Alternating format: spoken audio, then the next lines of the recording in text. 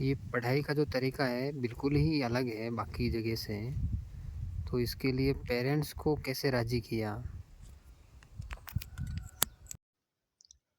अ, तो हमारे पास स्थिति ऐसी थी कि ये जो स्कूल है इसको जो संचालित करते थे भुवनेश्वरी महिला आश्रम वाले, तो वो बंद करना चाहते थे क्योंकि इसकी फंडिंग बंद हो रही थी। 2004 जून के बाद इसको पैसा नहीं मिलने वाला था और कक्षा 8, 7, 6 बंद हो चुके थे, कक्षा 5 तक ही था स्कूल।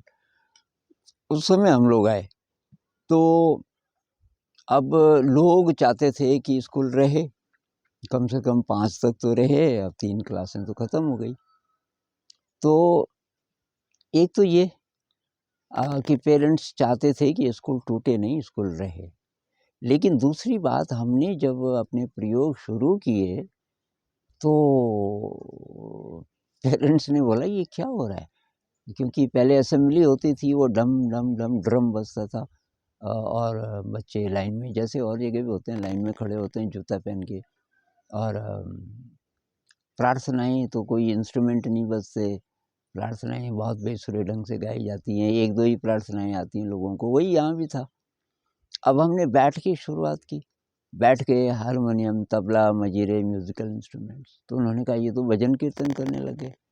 और चलो बच्चों को पूछें घर जाके आज क्या पढ़ाई हुई?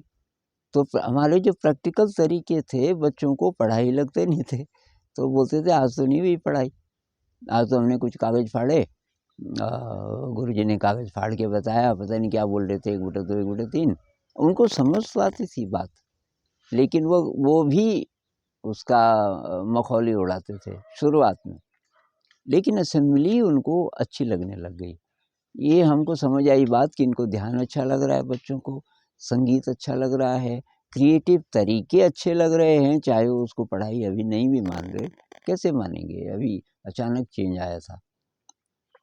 तो बहुत सारे पेरेंट्स हमारे साथ आए झगड़ा करने के लिए कि ये क्या है, तुम इतनी लंबी असेंबली क्यों करते हो? पढ़ाई, हमने कहा भाई पढ़ाई करते हैं हम, हमारे तरीके अलग हैं। तो हमने पेरेंट्स को फाइनली बोला देखो भाई, आप अपने बच्चों को ले जाओ, अगर आपको पसंद नहीं है, और पसंद है तो उनको रहने दो। तो पेरेंट्स कहने लगे यही तो प्रॉब्लम है, हमारे बच्चे छोड़ना नहीं चाहते इस स्कूल को। और कुछ-कुछ बच्चों ने ये धमकी दी कि अगर दूसरे स्कूल में हमें दाखिल करोगे, हम जानबूझ के फ़ेल हो जाएँगे। परीक्षा में हम लिखेंगे ही नहीं कुछ, अपने आप फ़ेल होते हैं। तो पेरेंट्स उससे भी डर गए कि यार इनको अब क्या करें? तो मजबूरी में कुछ-कुछ पेरेंट्स सहमत तो नहीं हुए हमारे साथ, पर उन्होंने अपने बच्चों को निकाला नहीं। और ऐसे शुरुआत हुई, बहुत स्ट्रेसफुल था, सब लोग हमारे खिलाफ थे, लेकिन हम आपस में एक-दूसरे से एनर्जी लेते थे। हमने एक दुनिया बना दी टीचर्स ने पहले और फिर बच्चों के साथ मिल कर के, एक ऐसा संसार बन गया कि जिसमें बहुत एनर्जी है। तो हमने कोई चिंता नहीं की, पेरेंट्स कौन-कौन एग्री करते हैं, नहीं करते, कोई चिंता नहीं। बच्चे कम हो जाएँ, कोई बात नहीं। और ऐसे शुरुआत हुई।